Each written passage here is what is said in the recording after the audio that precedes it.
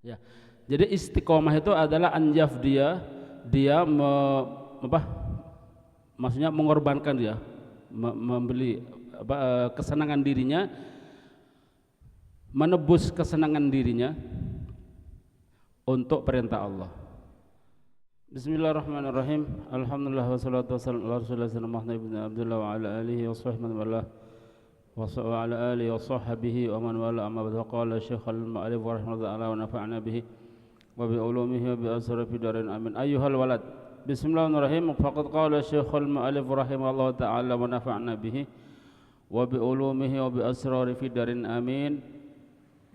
Summa alam anna tasawuf lahu khoslatan ila anqal wal istiqamah, ya betul. Wal istiqamatu an yafdiya hadda nafsihi ala amrillahi ta'ala. Apa sih istiqamah itu? Wal istiqamah adalah an yafdiya, menebus hadda nafsihi, bagian dirinya. Hadda itu ya bagian untuk dirinya, ala amrillahi, atas perintah Allah Ta'ala. Maksudnya di sini mengutamakan perintah Allah Ta'ala atas kesenangan dirinya, gitu ya maksudnya. Apa termasuk kesenangan diri? Ya, senang bebas, gitu ya, senang menang, gitu ya. Orang kan senang menang, senang nganggur, gitu ya. Menebus dirinya, menebus kesenangan dirinya ala amrillahi ta'ala, atas perintahnya Allah Ta'ala. Artinya mengutamakan perintah Allah Ta'ala, ya. Mengorbankan dirinya, mengorbankan kesenangannya untuk melaksanakan perintah Allah Ta'ala, ya. Salah satunya apa? Orang kalau tidur, ya paling susah itu kalau dibangunin, kalau sudah masuk pagi hari, ya. Jarang orang yang dibangun itu langsung moro alhamdulillah makasih ya saya dibangunin, jarang, ya. Kadang-kadang dibangun itu rotok nyesel, gitu ya, rotok ono mangkel yang bangunin, kecuali dia mau rotok wedi, gitu ya. Makanya ya kalau sesamanya kadang-kadang ya rotok ada mangkel, ya enak-enak tidur terus suruh bangun, kon nang jedeng, kon nyentuh air. Nah, itu yang paling males, kadang-kadang nafsu seperti itu. Satu contoh ya, kalau kita pulang, apakah kita bisa seperti di pondok? Insya Allah ya mbok, sama sing bisa, ya sama sing bisa. Ketika pulang nanti kalau sudah liburan puasa aja, kadang puasa sampai bukoto, kita bangun tuh kadang-kadang karena ada HP, mari buka sahur, ya sahur mau nyentuh HP, ambil ngenteni adzan subuh. Untuk sholat qiyamul lail, ya wallahu alam, ya qiyamul lail, terus witiran 11 rakaat kayak di pondok, ya. Lang di pondok aja kadang-kadang ya telat, ya. Witirnya kadang keduman cuma 3 rakaat kadang-kadang, ya. Yang nunggu witiran jarang, ya. Berarti apa? Berat. Kenapa? Karena waktu itu senangnya, enaknya turu, ya berukutan kemul sarung, ya enak, ya apalagi gitu, ya. Mari mangan, apalagi mari sahur, itu paling enak tidur. Bisa dicoba itu, ya. Ya. Kalau di rumah itu bisa, kadang-kadang kita seperti itu di rumah, ya. Terus kalau yang berperilaku sama seperti yang di pondok kayak kita sekarang, ya. Tapi apa bisa ya, kalau di pondok aja kadang kita masih dipaksa, kadang diseret-seret, ayo bangun sama yang iya sih, gitu ya. Baru kalau jual tet, gitu ya, berarti wayah mangan tuh ke susu, ya. Berarti lebih gampang mana? Bangun disuruh sholat, bangun disuruh melaksanakan perintah Allah walaupun sunnah, sama bangun disuruh makan, lebih semangat mana? Ya, ada yang jawab, lebih semangat sholat, kata siapa? Ya, gitu.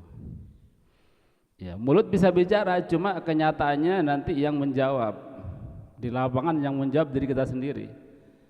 Ya, dibangunin jam 2, ayo bangunin jam 2, cek iso nunggu, cek iso nambah witir, apa, cek iso sholat selain witir, cek iso nunggu witiran sambil baca Quran, sambil baca kitab lah. Ayo, aduh sih malas ya gitu ya. Wes wayo sahur lah. Paling yang ditakoni ngono, jam piro sih? Nah, gitu. Baru kalau sudah kedengaran Allahu Akbar di sini ya bandar, waduh, wes takbir, buku susu. Ya. Khusus apa? Kok gak keduman, gak enak ya, izin teman-teman. Akhirnya karena takbir baru sholat, baru wudhu, nanti datang ke sini ya paling dapat 3 rakaat. Kita di pondok seperti itu. Kita ngomong gini nih ya kan, anak juga sebelum ente kan anak juga di sini. Sebelum ente anak di sini, ya anak bisa aja ngomong begitu. Maka gak usah sutun, gak usah kok ngono, gak tahu dia ngono. Aku sebelum ente anak di sini, masih lebih lama anak.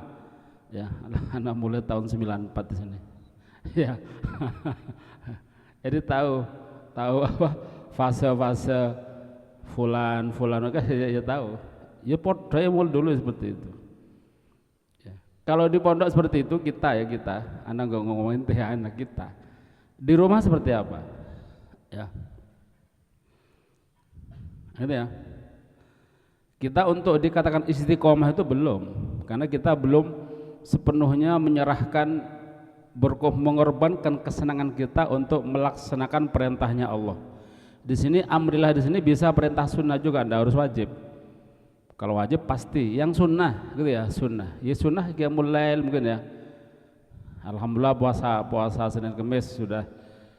Tapi kan ketika ngawali susah kan.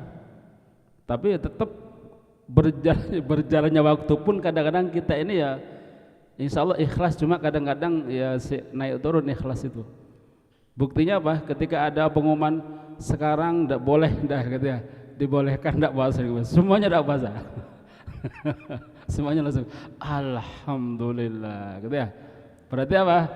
Berkesempatan untuk menyenangkan dirinya hari itu. Padahal ya hari lainnya bisa menyenangkan diri, cuma ketika ada keringanan di suatu saat untuk tidak melaksanakan sunnah, gembiranya itu seperti padahal ya kemarin minggu ini ya sik mangan, besok ya sik mangan, tapi ketika khusus ya anak maksud anak ngomong ini ya kejadian Senin kemarin, iya apa Ahad pon ya. Gitu kan ya, ya apa perasaannya langsung ampan alhamdulillah gitu ya. Besok ada puasa. Padahal kan cuma 1 hari gitu ya. Berarti kita merasa oh besok kita melampiaskan kesenangan jiwa kita ya gak puasa, padahal cuma sehari toh ya, padahal ya dalam seminggu diambil 2 hari, masih banyakan yang lebih apa untuk menyenangkan diri kita. Nah gitu ya.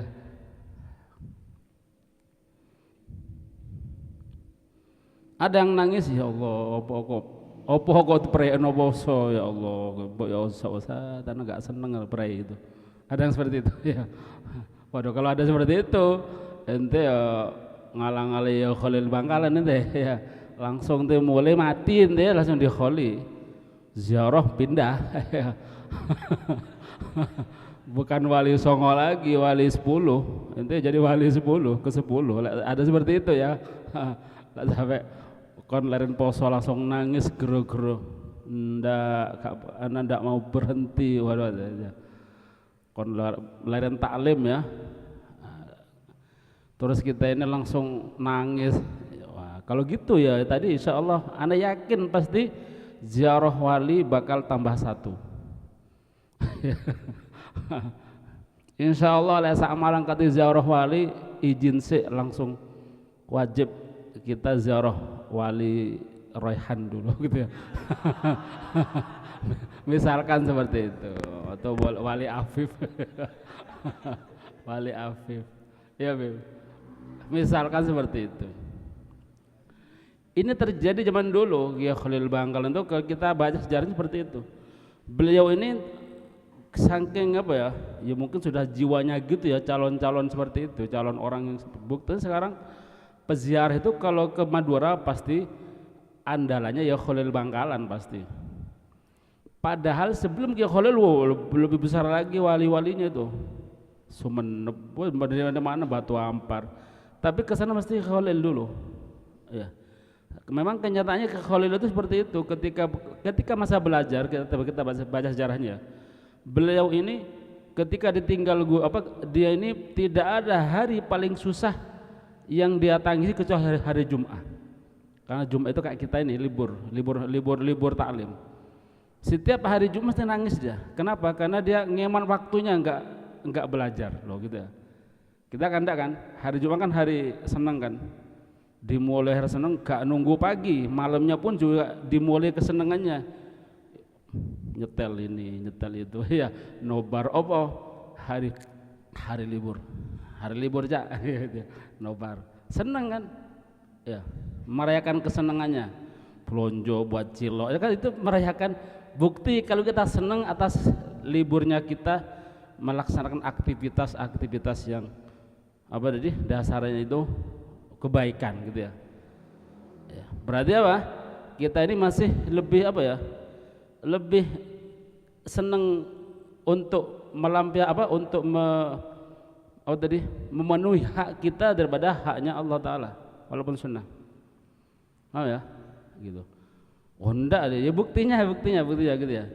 Tidak ada hari yang senang lebih yang kita senangi kecuali hari Jumat karena libur. Umpamanya sore ini kita terus terang aja. Anak gitu saking kadang anak komitmen ya apalagi sudah komitmen sudah.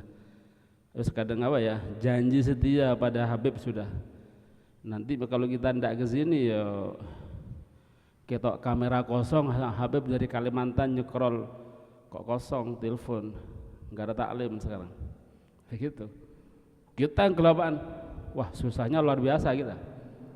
Lele gak ketemu ngono ya si iki live ya apa. Lele gak ketemu ya lumayan, tapi kalau ketemu. Jadi kita komitmen. Tapi ya pemennya anak rasakan sendiri ya.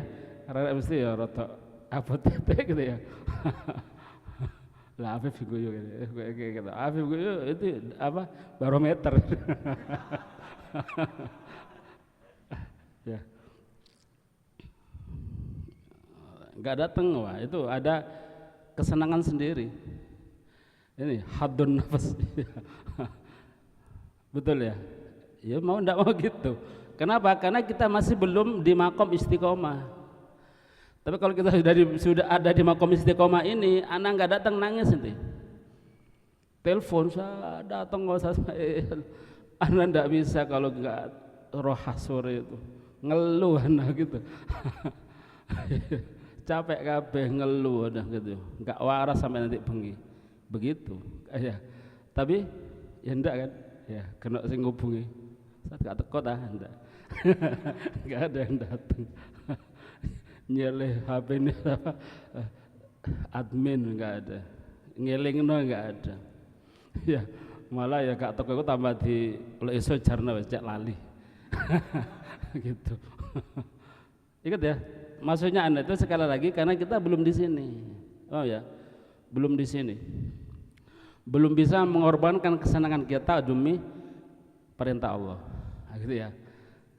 Jadi kita masih lebih mengutamakan kesenangan kita dari perintah Allah. Ya tadi itu ya kita contohkan diri kita sendiri. Bukan kita enggak. Ya kenyataan seperti itu. Ya. Jadi istiqomah itu adalah anjaf dia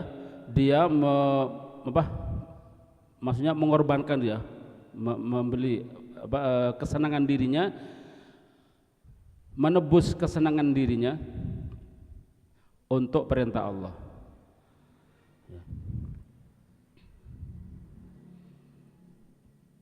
Kemudian wa husnul khulqi ma'an nas. Di sini kan disebutkan dalam hadis itu ittaqillah haitsu ma kunta wa adbi'is sayyatal hasanatamuha wa khaliqin nas bi khuluqin hasan. Apa sih akhlak yang baik itu? Akhlak yang baik kepada manusia seperti apa sih? Apakah kita ini mau senyum gitu ya, ngasih sesuatu? Apa itu akhlak yang baik? Ya salah satunya. Ya, salah satunya. Cuma yang paling tinggi dalam hal itu dikatakan di sini wa husnul khulqi, berakhlak baik kepada manusia itu adalah an la yahmilan nas ala muradi nafsika. Tidak yahmil itu membawa manusia atau tidak memaksa orang lain ala muradi nafsika untuk mengikuti kesenanganmu. Aku ae melo aku ae gitu ya. Iki lo pendapatku seperti ini, yang betul ini. Ya apa-apa kudu melo aku, itu maksudnya. Itu maksudnya enggak seperti itu. Gitu ya. Enggak memenangkan keinginannya supaya orang-orang itu mengikuti apa yang dia mau. Tapi kebalikannya, bal tahmil nafsaka ala muradihim. Akan tetapi akhlak yang baik itu ini diantaranya ya, cuma ini diantara akhlak yang baik tapi yang tertinggi. Termasuk kita senyum, kita bermuamalah yang baik gitu ya. Menghormati orang lain, ini juga termasuk. Cuma yang paling tinggi ini jarang orang bisa. Kalau kita sudah bisa seperti ini, melaksanakan ini, berarti kita ini termasuk orang berakhlak baik dan kita berarti bertawadhu. Jadi tidak memenangkan dirinya sendiri. Ini tawadhu yang luar biasa ini. Walaupun kita inginnya ini yang betul ini sudah betul. Dia memiliki pendapat yang masya Allah ya, keinginan yang luar biasa. Cuma dia korbankan keinginan itu demi untuk mengikuti keinginan orang lain dengan catatan nanti ada di bawahnya bal tahmil nafsaka, akan tetapi engkau membawa jiwamu, maksudnya memaksakan dirimu ala muradihim untuk mengikuti keinginan mereka. Jadi kalau satu contoh ya, kita dalam musyawarah ya, kita punya ide, mereka punya ide, yang oleh dua orang, anak punya ide, ente punya ide. Nah, maka kalau ngikuti ini, kita korbankan ide kita untuk mengikuti ide dia. Ismail ente apa? Gitu ya. Padahal dia juga punya ide. Ya, wes anak pasrah sama ente aja dah, gitu ya. Walaupun dia punya ide bagus, punya keinginan, gitu ya. Bal tahmil nafsaka, akan tetapi engkau bawa tahmilu, maksudnya bawa, engkau paksakan, engkau ikuti engkau suruh ya, arahkan jiwamu ala muradihim untuk mengikuti muradihim, keinginan mereka, dengan catatan malam yukhalifu syar'a, ini selama mereka tidak berlawanan dengan syariat. Jadi teman kita punya keinginan, kita punya keinginan, cuma keinginan dia ini ya keinginannya tidak sama sekali menentang syariat, gimana ya, ikuti aja, nah, gitu ya. Sebenarnya aku juga punya rencana loh, ya sudah, ada apa? Kalau kita mengikuti sini, mengikuti posisi kita sebagai husnul khuluq, berarti kita ikut mereka. Sebenarnya lebih enak ya, karena nanti kalau ada sesuatu di belakang kita nggak risiko, ya. Ada apapun kalau kita ini sami'na wa ata'na, ya kita nggak risiko. Gagal pun ya sih, pun terserah ente lah, anak gak melo apa-apa. Anak kan sudah pasar sama ente kan, gitu kan. Jadi pasar itu lebih enak. Di belakang tuh lebih enak daripada di depan.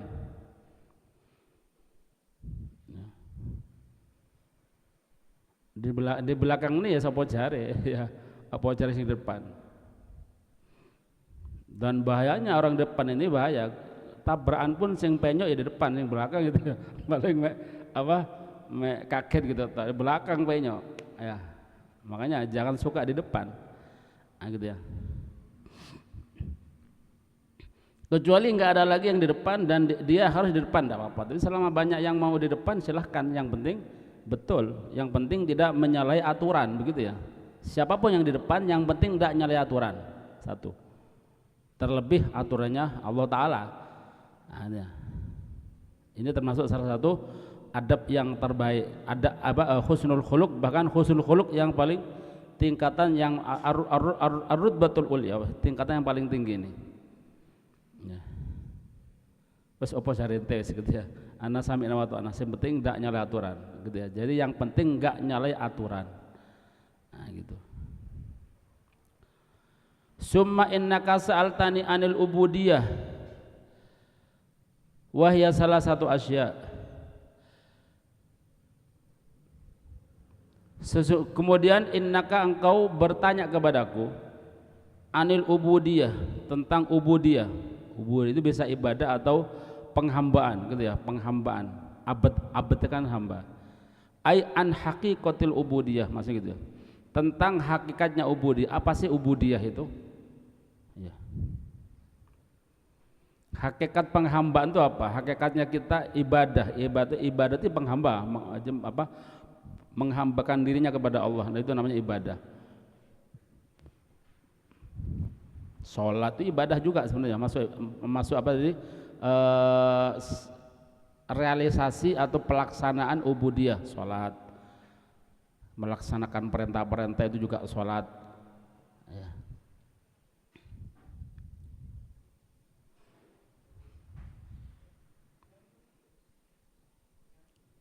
Sebenarnya dibedakan antara ubudiyah sama kebaikan, beda ya. Ya, kalau ubudiyah itu sudah ada sejak zaman Nabi, sudah ada ya. Sholat itu rukun Islam itu ubudiyah, paham ya? Ta'abbudi, amrun ta'abbudi ya, perintah yang sifatnya penghambaan pada Allah. Wis apa cari Allah, itu namanya ta'abbudi. Nyembah pada Allah itu ya ta'abbud namanya. Ada kebaikan, contohnya apa kebaikan? Sesuatu hal yang baru yang sifatnya baik, enggak ada unsur kejelekan, yang cocok menurut syariat, itu bukan ubudiyah sebenarnya. Itu namanya apa namanya? Namanya hasanah. Makanya ada hadis mengatakan man sanna sunnatan hasanatan. Barang siapa yang sanna itu melakukan hal baru, man sanna, barang siapa yang melakukan hal yang baru yang sifatnya hasanatan, baik. Ini kebaikan. Contoh ya, syiar Islam yang dulunya tidak ada zaman Nabi diadakan dan baik. Sebenarnya juga maulid ya, ada acara maulid itu sebenarnya bukan ibadah, kan nggak ada ibadah kan? Mungkin isinya ada gitu ya. Cuma bentuknya ini bukan apa namanya, bukan ibadah. Itu kebaikan yang dimunculkan oleh seorang ulama terus baik sesuai dengan syariat. Nah, itu namanya apa? Namanya kebaikan. Jadi asalnya nggak ada terus diadakan, oh ya, terus sifatnya baik sesuai dengan syariat, dapat pahala. Nah gitu.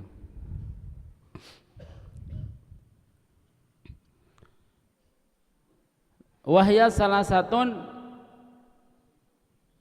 tiga ya, hakikatnya ubud itu ada tiga.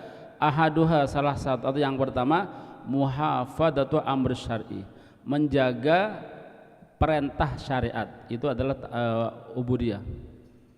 Apa perintah syariat? Ya banyak ya, termasuk jaga sholat, jaga ya menjaga rukun Islam itu termasuk syariat, menjaga arkanul Islam, sholat, jaga puasa, jaga zakat, jangan sampai mengurangi dari apa arkanul Islam tersebut.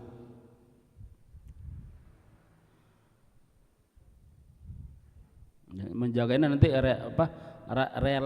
realisasinya, prakteknya banyak. Menjaga, memelihara, memantapkan gitu ya. Wasaniha, yang kedua, ar-ridho bil qada wal qadar. Ridho terhadap al qada wal qadar, ketentuan dan takdirnya Allah ya. Wa qismatillahi, dan pembagian Allah. Itu hakikatnya ubudiyah atau hakikatnya penghambaan kepada Allah itu ya. Menjaga syariat Allah, terus rela terhadap ketentuan dan kepastian dan takdirnya Allah dan pembagian Allah. Kan kita seorang hamba seorang atau seorang budak itu ya harus opo cari tuan gitu ya, sama tuan suruh gini ya begini, suruh apa dikasih seperti ini ya harus diambil, apalagi kita budak. Kalau ada budak menentang, bukan budak namanya, musuh ya, suruh ke timur dia ke barat, kasih satu minta dua, ngeyel, nggak terima, pure, berarti dia bukan budak. Nah, gitu. Budak itu dikasih berapapun ya, dikasih apapun dan berapapun jumlahnya dia bakal nerima. Nah, yang kedua, yang ketiga, tarku ridho anapsika fi talabi ridho illahi ta'ala, meninggalkan kerelaan untuk dirimu, keridhaan nafsika, jiwamu, fi talabi, di dalam mencari keridhaan Allah. Ya ini hampir sama dengan yang tadi ya, hampir sama dengan yang anjaf dia hadda nafsihi ala amrillahi ta'ala, ini hampir sama. Meninggalkan apa yang diridhoi oleh jiwamu demi mencari apa yang diridhoi oleh Allah. Artinya misalkan ada sesuatu ya yang jiwamu senang, jiwa kita senang, cuma menurut syariat enggak boleh. Allah enggak ridho, berarti dia bakal, kalau dia seorang yang ubudiyah, yang benar-benar ubudiyah, dia akan meninggalkan itu walaupun dirinya senang ya. Walaupun dirinya senang tapi Allah tidak senang. Satu contoh misalkan ya, ada orang dikasih uang, iki loh uang, piro ini? 1 M, gelem ndak? Tapi uang riba, ya. 1 M lah ya, uang riba. Iki anak dua anakan, anak punya berapa triliun di bank, lah iki anaknya, ini bunganya ini, 1 M ini, gelem ndak? Ya, 1 M. Lek gelem tak transfer ya. Nah, kita senang ya, namanya uang senang. Oh, ada senang. Cuma Allah tidak senang karena itu uang riba. Lah tergantung kita ini seorang hamba bukan. Kalau seorang hamba bakal ndas hatta 1 miliar. Cuma kalau kita bukan seorang hamba yang benar-benar hamba, maka akan apa namanya? Beralasan dengan berbagai macam alasan. Oh yes, gak wes, penting gak dimakan kan gitu ya. Penting gak masuk mulut. Kalau itu kena Honda lah enak. Kan Honda kan gak dimakan gini tok ya. Gitu ya. Tukono Honda, bensin, wes mobil, engko bensin bendino iso rekreasi, iso apa muter-muter kemana-mana, entek lah semari ya. Gitu ya. Itu kalau seorang hamba. Ya. Kan jiwanya senang kan, jiwa itu senang walaupun barang haram kadang-kadang ya. Biasanya kalau sudah ada barang haram terus jiwa itu senang, biasanya tutup mata ya, engkau tobat lah, innallaha ghafurur rahim ya, innallaha ghafurur rahim. Saya kan juga orang miskin terpaksa kan ini ya. Kalau terpaksa kan hukumnya kan udur gitu kan, berbagai macam ya. Ya apa nih, mau ndak? Oh cuman 1 M ya, 1 juta ya masih haram, saya pikir-pikir 1 juta loh ya. Kalau kita nggak pernah, jarang pegang uang segitu, paling ya mentok biru 50-an. Ini ratusan banyak sekian. Oh ya sih geter-geter tangannya. Tapi haram loh ini ya, gelem ndak? Aduh, ya haram ini gitu ya. Sik gini-gini ya ndak. Hanya ya apa gampang wis engko tak gaya sing liyane, penting gak dimakan gitu alasannya ya. Nah, hamba yang betul akan meninggalkan keridhaan nafsinya, keridhaan jiwanya demi mencari keridhaan Allah, dibuang itu ya. Ada sebagian ya min masyayikhin itu seperti itu ya, saking apa dia menjaganya hal-hal yang haram tadi, kadang-kadang disalami orang itu ngerti ini uang yang halal, apakah ini uang haram. Ada pernah sebagian guru kita seperti itu, kita diceritai orang yang terdekat dengan dia, sering kita diceritai orang yang sering disuruh buang uang, ini guaan duit loh, eman terus guaan gitu ya. Kadang-kadang ya diambil buat kayak apa bensin, kadang-kadang ya beling, kadang-kadang ada salah satu teman seperti itu ya. Minal habaib salah satu guru kita gitu. Jadi tahu membedakan uang haram hal itu kerasa panas gitu ya. Kerasa panas itu berarti haram nih. Uang panas, panas betul. Di amplop tebel ini gua gitu ya. Yang gua kata eman, aduh eman nih rek. Tapi kan gua itu gua uang lah ya, tapi haram. Kenapa? Karena haram. Ya. Kita kok gak kerasa iya, soalnya kita kadang-kadang haram ya masuk. Jadi enggak kerasa bodoh adem ya. Halal haram bodoh adem. Karena jiwa kita masih menerima yang haram kadang-kadang. Ah gitu ya.